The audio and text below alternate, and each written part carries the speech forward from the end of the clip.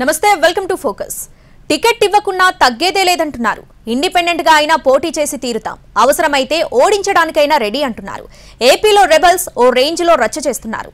అన్ని పార్టీలకు రెబల్స్ తో డేంజర్ రెబల్స్ మోగుతున్నాయి. ఇదే అంశంపై స్పెషల్ ఫోకస్ చూద్దాం. ఏపీలో పొత్తు పెట్టిన చిచ్చు ఇంకా చల్లారడం లేదు. పొత్తులో సీట్లు రాని కొందరు అసమ్మతి నేతలు అధికార పార్టీ కండువా కప్పుకున్నారు. మరికొంతమంది నేతలు స్వపక్షంలోనే విపక్ష పాత్ర పోషిస్తూ కూటమి నాయకులకు కంటి మీద నిద్ర లేకుండా చేస్తున్నారు.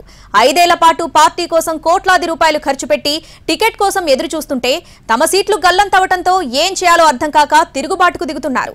3 పార్టీల్లో ఇదే పరిస్థితి కనిపిస్తోంది.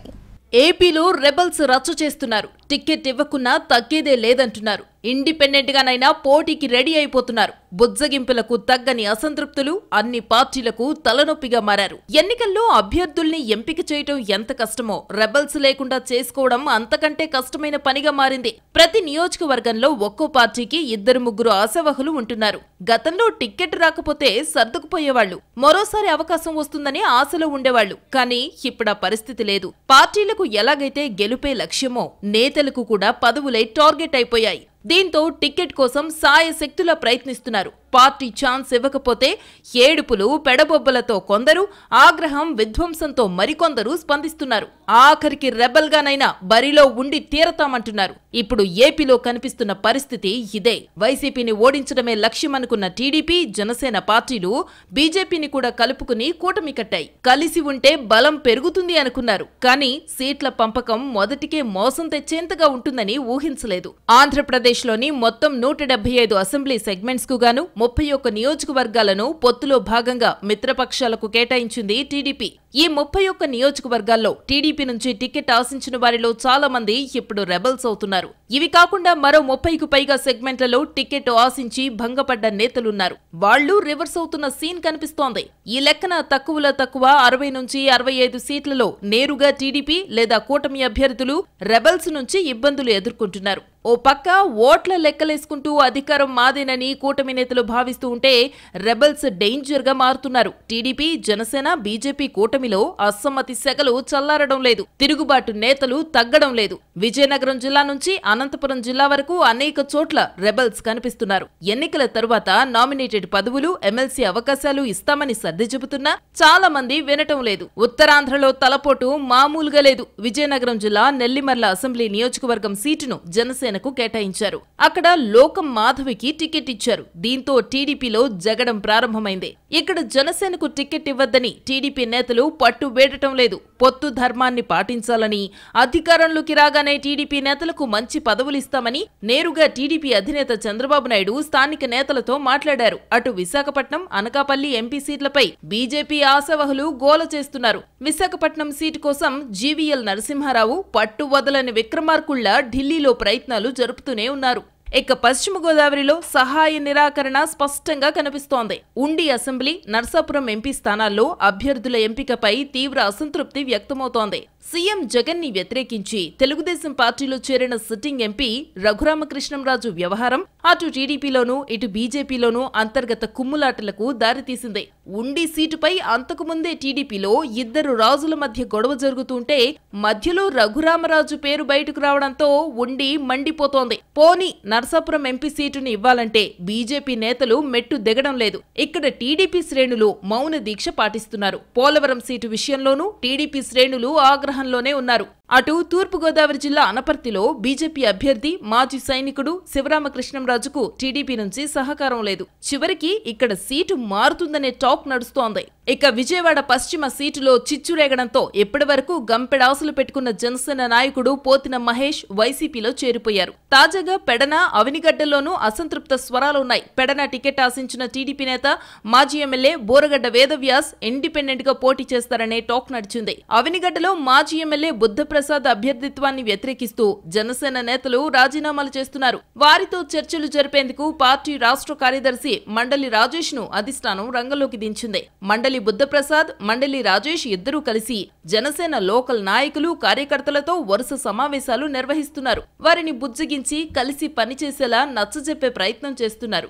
ఇటు తిరువూరు టీడీపీలోనూ ముసలం పుట్టింది. టీడీపీ అభ్యర్థి కొలికపూడి శ్రీనివాస్, మాజీ ఎమ్మెల్యే ఉండవల్లి శ్రీదేవి మధ్య జగడం తెరపైకొచ్చింది. కొందరు స్థానిక నేతలు పార్టీ ఎంపీ అభ్యర్థి కేశినేని చిన్నిని కలిసి అభ్యర్థిని మార్చాలన్నారు. మరోవైపు ఉమ్మడి ప్రకాశం జిల్లా గిద్దలూరు, కందుకూరు టీడీపీలో అసమ్మతి రాజుకుంది. గిద్దలూరు, కందుకూరు అసెంబ్లీ స్థానాల్లో అసంతృప్తి నేతలు తిరుగుబాటుకు సిద్ధమయ్యారు. గిద్దలూరు నుంచి టీడీపీ అభ్యర్థిగా ముత్తుముల అశోక్ రెడ్డిని అధిష్టానం ప్రకటించింది. దీంతో కూటమి నుంచి రెబల్ అభ్యర్థిగా జనసేన నేత ఆమంచి స్వాములు పోటీకి సిద్ధమయ్యారు. ప్రస్తుతం నెల్లూరు జిల్లా కందుకూరు టీడీపీ అభ్యర్థిగా ఇంటూరి నాగేశ్వరరావును అధిష్టానం ప్రకటించగా, రెబల్ అభ్యర్థిగా ఇంటూరి రాజేష్ పోటీకి సిద్ధమయ్యారు. ఇక ఉమ్మడి కర్నూలు జిల్లాలో టీడీపీ, బీజేపీ, జనసేన కూటమికి తలనొప్పులు తప్పటం లేదు. ఇక్కడ టీడీపీ, బీజేపీని అంతర్గత విభేదాలు పట్టి పీడిస్తున్నాయి.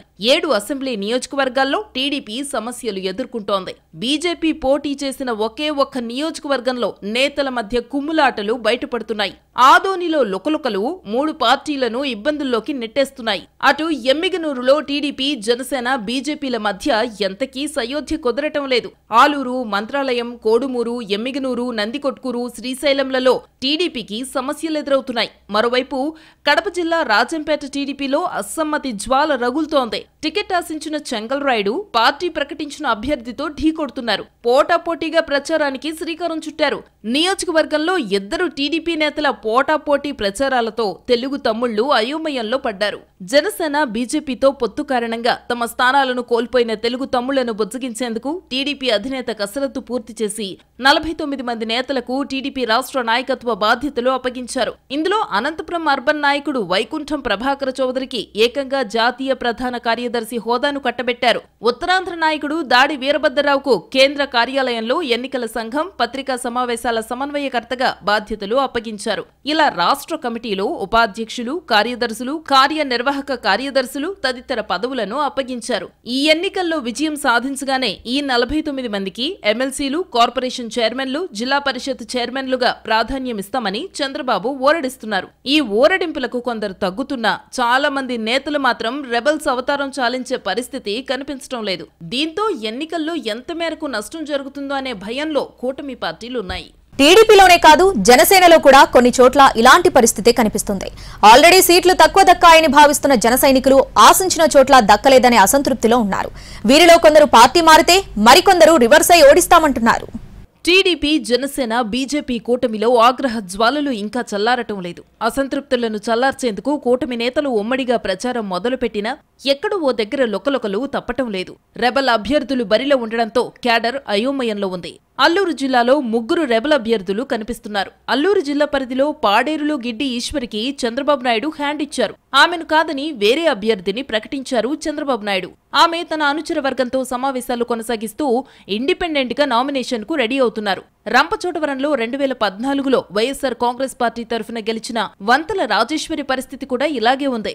అరకు విషయంలో అయితే దొన్నుదొరను ముందుగా అభ్యర్థిగా ప్రకటించిన పొత్తులో భాగంగా ఈ సీటును బీజేపీకంటూ కేటాయించారు.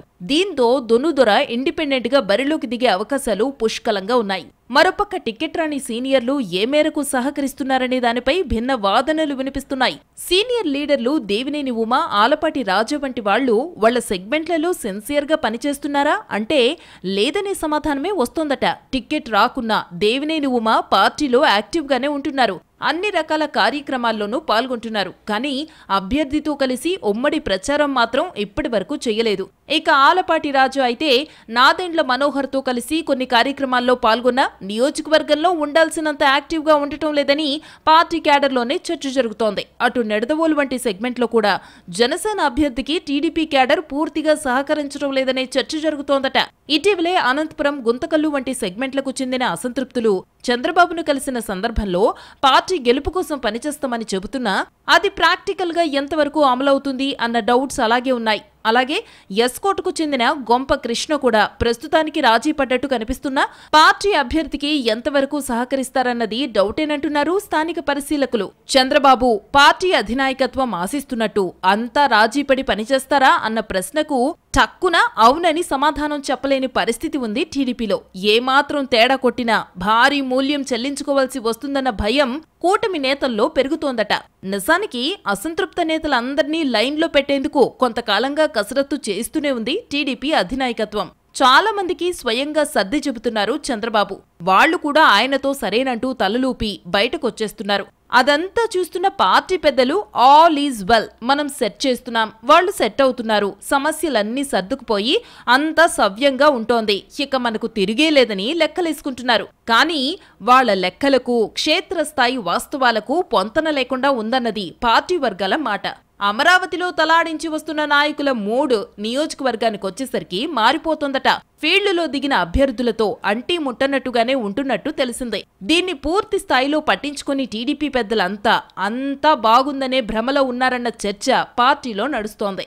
ఇలా సైలెంట్ గా ఉండే నేతలు కొందరైతే బాహాటంగానే తమ అసంతృప్తిని ప్రకటించి పోటీకి ఏర్పాట్లు చేసుకునేవారు మరికొందరు కనిపిస్తున్నారు. ఇదంతా ఎన్నికల్లో ప్రభావం చూపుతుందనే ఆందోళన టిక్కెట్ సాధించుకున్న అభ్యర్థుల్లో కనిపిస్తోంది. టీడీపీలోనే కాదు, జనసేనలో కూడా అలాంటి పరిస్థితే కనిపిస్తోంది. టిక్కెట్ రాని నేతలు రోడ్డెక్కారు. నిరసనలతో హోరెత్తించిన సందర్భాలు కూడా ఉన్నాయి. విజయవాడ పశ్చిమలో పోతినేని మహేష్ వైసీపీ కండువా కప్పుకున్నారు. ఆయన ఏకంగా పవన్ కళ్యాణ్ పైనే విమర్శలు గుప్పించారు. తణుకు నియోజకవర్గంలో వారాహి యాత్ర సందర్భంగా అక్కడి జనసేన పార్టీ ఇన్ఛార్జి విడివాడ రామచంద్రరావుని తణుకు జనసేన పార్టీ అభ్యర్థిగా ప్రకటించారు పవన్ కళ్యాణ్.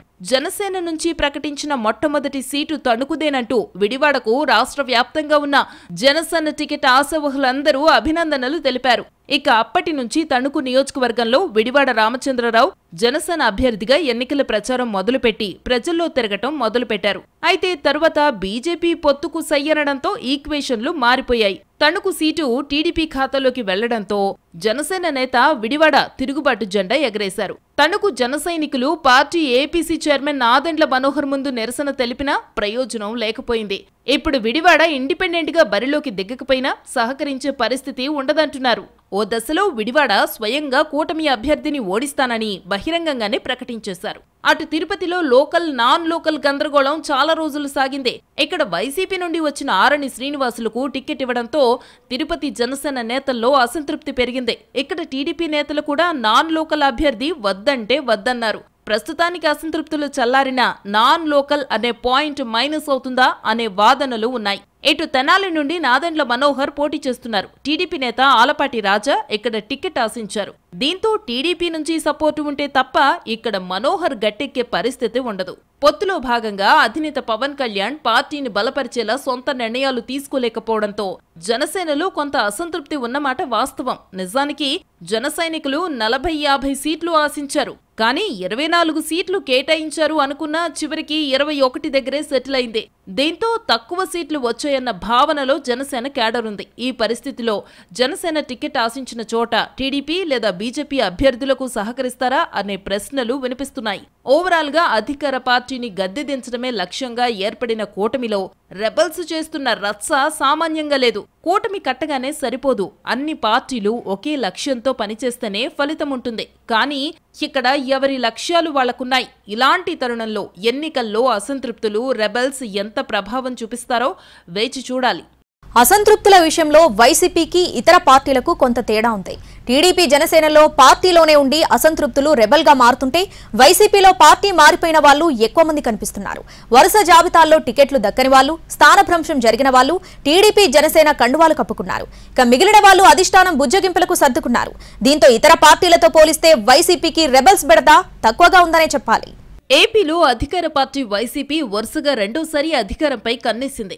వై నాట్ 175 అంటున్నారు జగన్. అభ్యర్థుల మార్పులు చేర్పుల విషయంలో జగన్ చాలా కఠినంగా వ్యవహరించారు.